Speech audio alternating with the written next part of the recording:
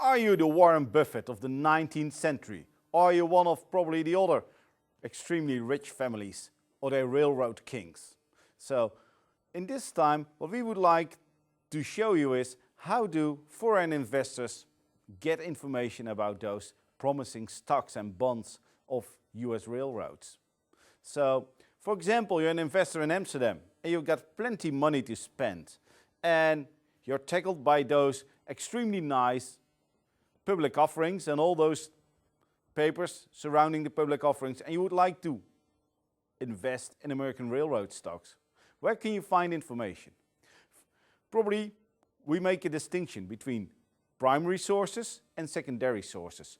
Primary sources are those ones just disclosed by the company. Secondary sources are those kind of sources, those kind of real nice sources that are just given and just published by other companies by subtracting from annual reports. So let's start with some secondary sources. What we've got is this. You got the newspaper. In general, in the Netherlands, there are a lot of financial newspapers. These were extremely nice and give something about the price, if the stock or bond was listed, and gives also something about what? Gives something about company information, if the company was important enough. Sometimes, if the company was extremely huge, there was even a part of the annual report published in a financial Dutch newspaper. Other sources were, for example, the Dingener Effective Guide. So this was an important source of information in the 19th century.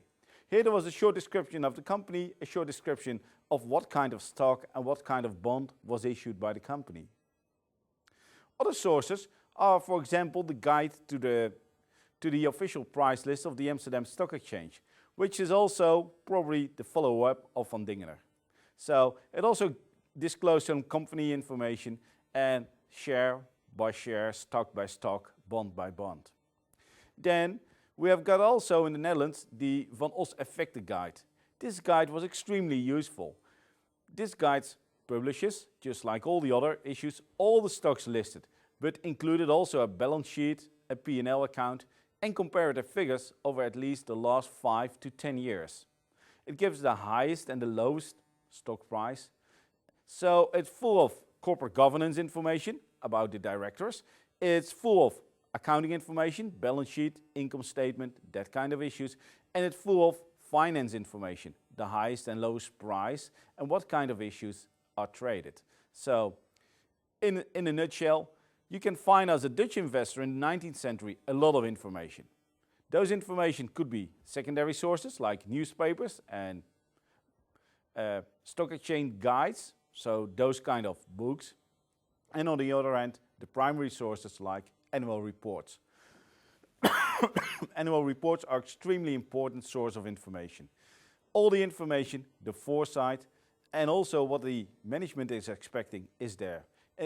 You're going to find the balance sheet, you're going to find the details about which line is profitable, what line isn't it, and you're also going to find all kind of information about divisions, earnings and expenditures. You're going to find their assets, their loss, and then sometimes also find detailed about the issues of stocks and bonds and the program they would like to follow. Also, a nice future outlook is given of the company. So these are issued by the companies, and these kind of primary sources are sometimes picked up, condensed and published as a secondary source by all kind of issues. Noteworthy to mention is that we even find in the late 19th century summaries of American reports in Dutch. And in the beginning of the 20th century, we find, for example, for US Steel and big railroad companies, reports that were literally translated into Dutch. We don't know who published them, but because the color and exactly the page numbering and the page outline is exactly the same. So we expect that Dutch investors, Dutch promoters of these kind of stocks translate them into Dutch, because the language at the time, the business language, was more German and French than it was English at the turn of the century. So remarkable is that a lot of these kind of annual reports were translated or reformed in Dutch.